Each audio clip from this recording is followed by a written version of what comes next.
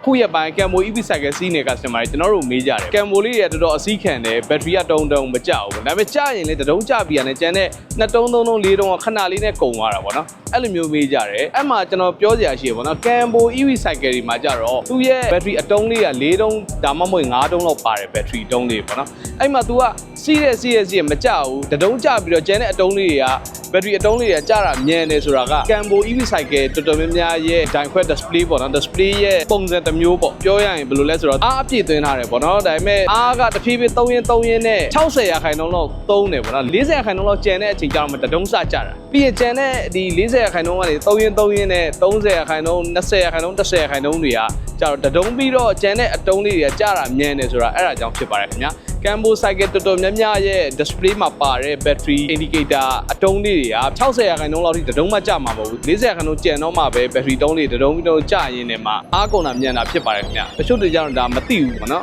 တုံးစကြာရင်သူက80ရာခိုင်နှုန်းထင်နေတာအဲ့လိုစီးမှဆိုရင်ကျွန်တော်တို့လမ်းမှာဆွဲရပါလိမ့်မယ်ခင်ဗျာအဲ့ဒါဆိုတော့ကမ်ဘို EV cycle စီးနေတဲ့ customer တွေတော်တော်များများအားတုံးဒါမှမဟုတ်2တုံးလောက် battery တုံးလေးကြာတာနဲ့အားသွင်းရတော့မှာဖြစ်ပါတယ်ခင်ဗျာအားလုံးကျေးဇူးများတင်ရှိပါတယ်ခင်ဗျာ